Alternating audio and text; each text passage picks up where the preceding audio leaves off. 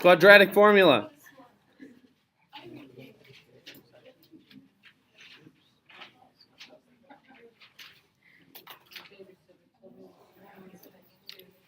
All right, let's say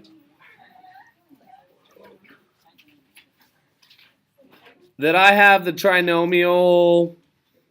Here's my example on this side, and that's going to be 2x squared minus 5x minus 12 equals 0. And as a reminder, your quadratic formula, x equals negative b over 2a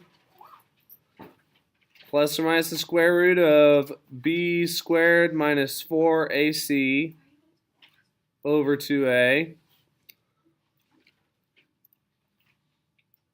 As a reminder, we get these from standard form of a trinomial. So in other words, a is going to give me 2, b will be what? Negative 5, c is negative 12. So what do I do from here? Plug them into the equation, that's right. So I have negative 5, right? Divided by 2 times a, which is 2.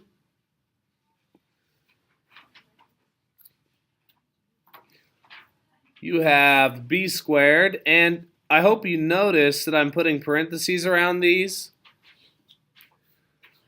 Little mistakes you can make, especially if you check your work at a calculator, is if I just put negative 5 squared. Well, your calculator interprets that as 5 squared times a negative, when you need to have it like this, because this implies negative 5 times negative 5.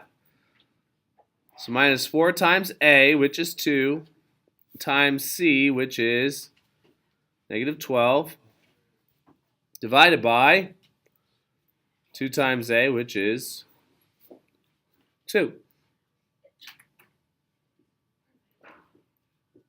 So I move down. I have 5 over 4. Negatives cancel out. 2 times 2 is 4. I'll have 25. And is anyone done 4 times 2 times 12? 96. 96. All right. What's the sign in between them? Positive. Good, because the 2 negatives cancel out. All right, and I have that over 4. All right, what's that? 25 plus 96? 121. 11. It is 11. The square root of 121 is 11.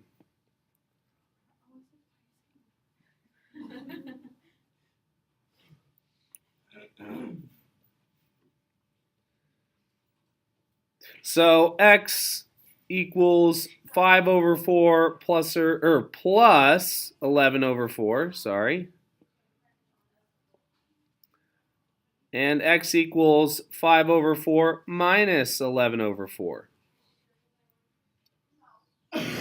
So I should have 16 over 4, which is 4. And I should have negative 6 over 4,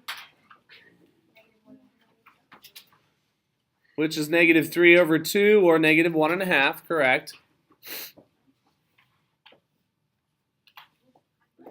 All right, I'm going to wrap this into what the quadratic formula tells us. We discussed this last class period.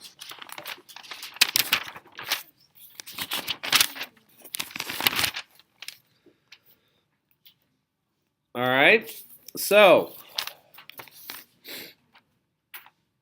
if I were to graph this to the side here, so I'm still using this as the numbers I'm talking about as in an example, okay?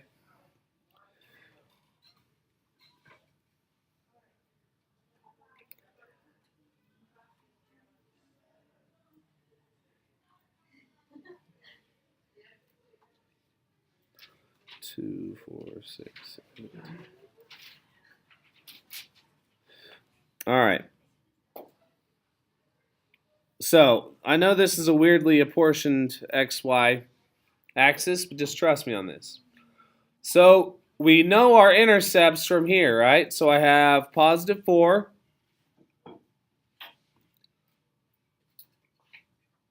and negative 3 over 2, so that's negative 1.5, right? Okay. So, what else do I know about this quadratic? Which one? It faces up because the leading term, the leading coefficient is positive, very good. And our y-intercept is negative 12. So 2, 4, 6, 8, 10, 12. I don't know if I miscounted.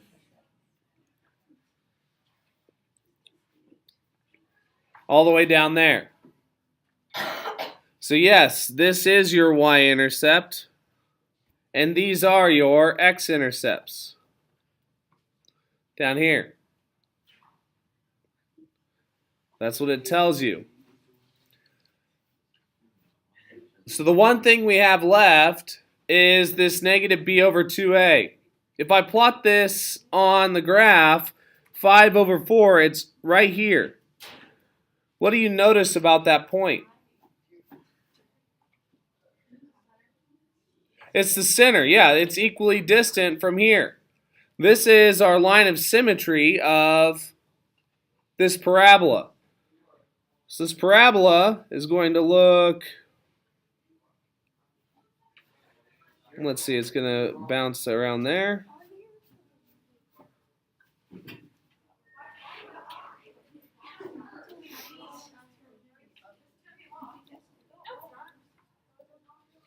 All right.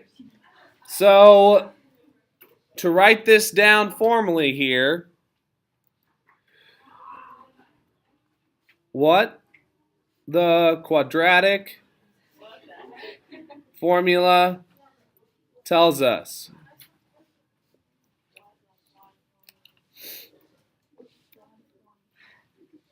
Okay? So if I have my quadratic formula, someone close that door, please. Thank you. This negative b over 2a tells me where my vertex is. So far, we've been referring to those as our max and min.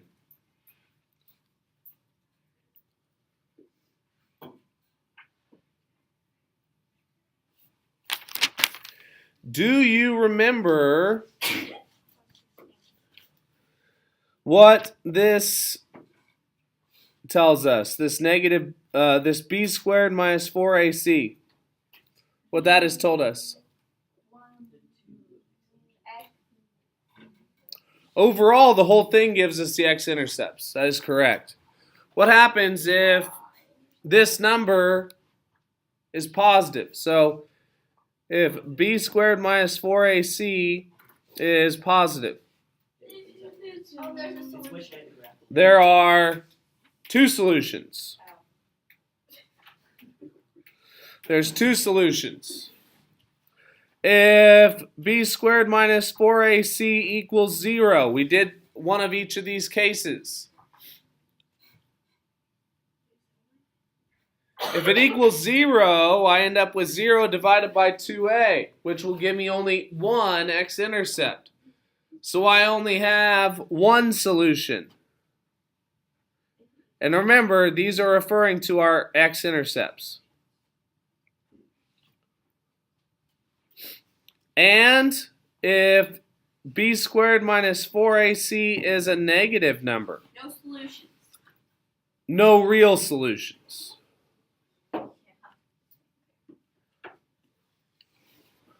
Oh. And sol equals solutions. For those of you who haven't picked up on that. I'd imagine you have.